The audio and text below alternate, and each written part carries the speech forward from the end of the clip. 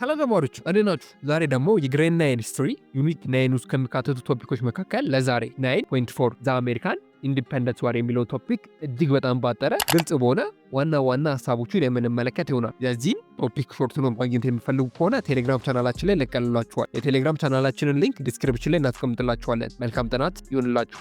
9.4 አሜሪካን ዋር ኢንዲፔንደንስ። በዚህ ቶፒካችን ስለ አሜሪካን ዋር ኢንዲፔንደንስ እጅግ በጣም ባጠረ ዋና ኮንሰፕቶችን የምንመለከት ይሆናል። ዘ አሜሪካን ሪቮሉሽን ኢዝ አልሶ ኮልድ ዘ ዩኤስ ዋር ኦፍ ኢንዲፔንደንስ። የአሜሪካ ሪቮሉሽን ወይም የአሜሪካን አብዮት በሌላ ስሙ ዘ ዩኤስኤ ዋር ኢንዲፔንደንስ እንለዋለን፣ ወይም አሜሪካ ነፃ ለመውጣት ያደረገችው ጦርነት ብለን እንጠራዋለን። ከማን ነው አሜሪካ ነፃ ለመውጣት ሪቮሉሽን ያደረገችው አሊያም ጦርነት ያደረገችው የሚለውን ነገር እስቲ እንመልከት።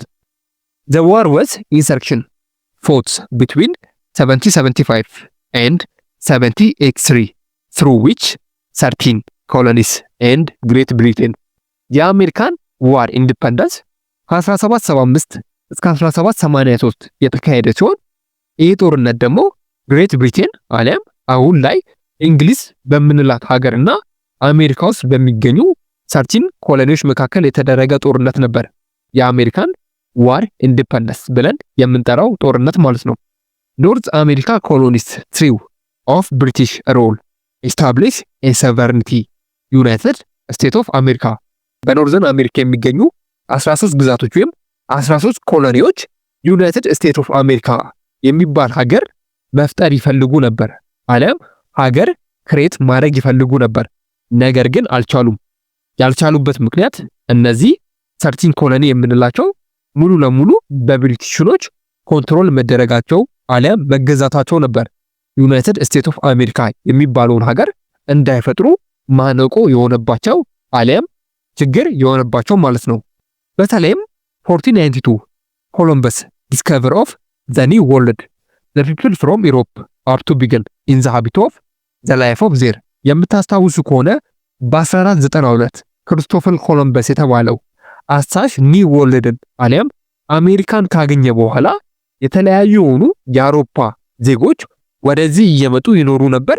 የተለያዩ የሆኑ መንግስታት ወደዚህ ቦታ ወይም ወደዚህ ቦታ ኒው ወርልድ አሊያም ወደ አሜሪካ እየመጡ የራሳቸውን ግዛት መመስረት ጀምረው ነበር። እነዛ ሀገራት መካከል እነ ደች፣ እነ ፍሬንች እንዲሁም ግሬት ብሪቴን አሊያም እንግሊዞች ይጠቀሱ ነበር። እንግሊዝም ወደዚህ ቦታ በመምጣት እነዚህን 13 ኮሎኒዎች ሙሉ ለሙሉ ኮንትሮል አድርጋ ይዛ ነበር ማለት ነው። በዚህም የተነሳ እነዚህ 13 ኮሎኒዎች ዩናይትድ ስቴትስ ኦፍ አሜሪካ የሚባሉን ሀገር መመስረት አልቻሉም ነበር። ምክንያቱም ሙሉ ለሙሉ በብሪቲሽሮች ኮንትሮል በመደረጋቸው ማለት ነው።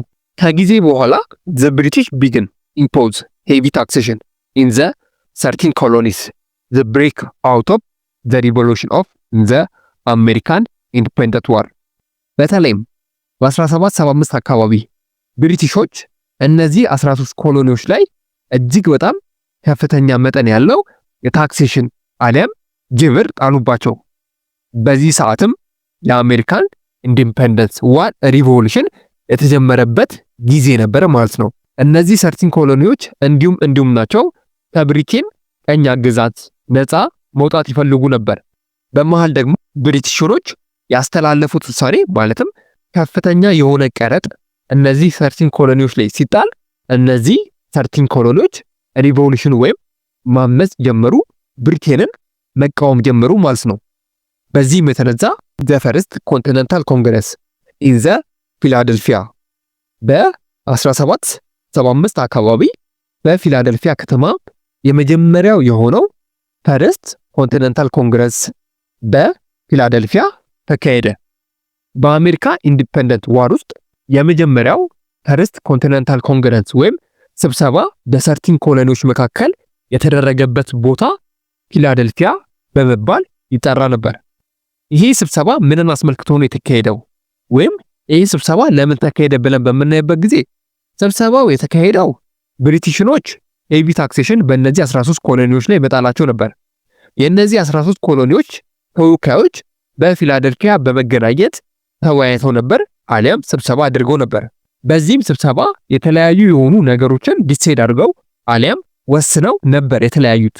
ከነዛ ውሳኔዎች መካከል ትልቁን ቦታ የሚይዘው ዘይ አዶፕትድ ኤነን ኢምፖርቴሽን ኤንድ ነን ኮንሰፕሽን አግሪመንት ነበር። በ13 ኮሎኒዎች ውስጥ የሚገኙ የተለያዩ የሆኑ የእንግሊዝ ወይም የብሪቴን ጉዶች አሊያም እቃዎችና ብሪቲናውያን የሚሰጡትን አገልግሎት አሜሪካውያን እንዳይጠቀሙ ነበር ያደረጉት። ይህንም ያደረጉበት ምክንያት ለተጣለባቸው እጅግ በጣም ከፍተኛ ቀረጥ ወይም ግብር የመልስ ምት ለመስጠት ነበር። በዚህም ጊዜ ብሪቴን እጅግ በጣም ተቆጣች። እናም ቀጥታ ወደ ጦርነት ውስጥ 13 ኮሎኒዎችና የብሪቴን መንግስት ወደ ጦርነት ገቡ ማለት ነው። ነገር ግን ወደ ጦርነት ከመግባታቸው በፊት ሜይ 10 1775 አጌን ዘ ሚት ኦፍ ፊላደልፊያ በ1775 ሜይ 10 ላይ ድጋሜ እነዚህ 13 ኮሎኒዎች ስብሰባ አሊያም ሚቲንግ አድርገው ነበር ለሁለተኛ ጊዜ ማለት ነው። በዚህ ሚቲንግ ላይ ግን የተወያዩት ነገር እንዴት ከብሪቲሽሮች ሙሉ ለሙሉ ራሳችንን ነፃ ማድረግ እንችላለን የሚለውን ነበር። በዚህ ራሳቸውን አደራጅተው ጦር ገንብተው የጦር ኃይል አሰልፈው ከብሪቲሽሮች ጋር ተዋግተው ራሳቸውን ነፃ ማውጣት እንዳለባቸው ተነጋግሮ ነበር። በዚህም የተነሳ የራሳቸውን የሆነ አርሚ ክሬት አድርገው ያን አርሚ ደግሞ የሚመራ ኮማንደር ሾሞ ነበር። ያን አርሚ እንዲመራ የተመረጠው ሰው ደግሞ ጆርጅ ዋሽንግተን እየተባለ ይጠራ ነበር ማለት ነው።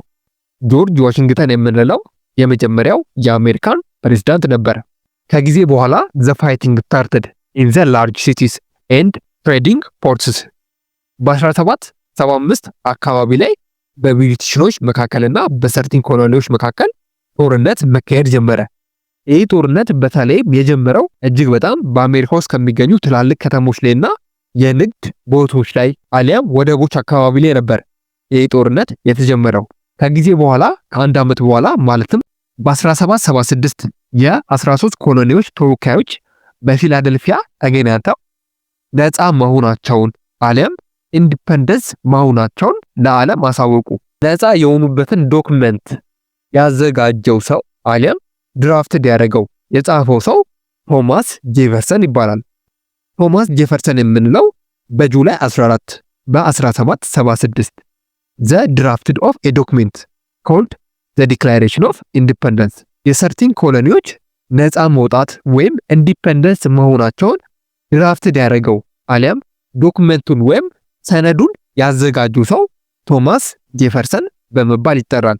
ብሪቲሽ ገቨርንመንት አክሰፕትድ ኦፍ ዲፊት የብሪቲሽ መንግስት መሸነፉን አመነ። እንዲሁም እነዚህ 13 ኮሎኒዎች ሙሉ ለሙሉ ነፃ መሆናቸውን አወጀ አሊያም ተናገረ ማለት ነው በ1783። በዚህ ጦርነት ውስጥ ማለትም በአሜሪካ ኢንዲፔንደንት ዋር ላይ የተለያዩ ሀገራት ተሳትፈዋል።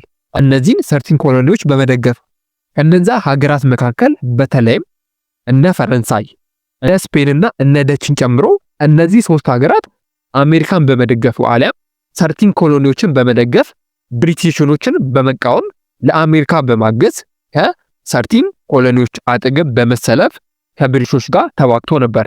ስለዚህ በተለይም እነዚህ 13 ኮሎኒዎች ከእንግሊዝ ነፃ እንዲወጡ እነዚህ ሶስት ሀገራት የ13 ኮሎኒዎችን ወይም አሜሪካን ደግፈዋት ነበር ማለት ነው።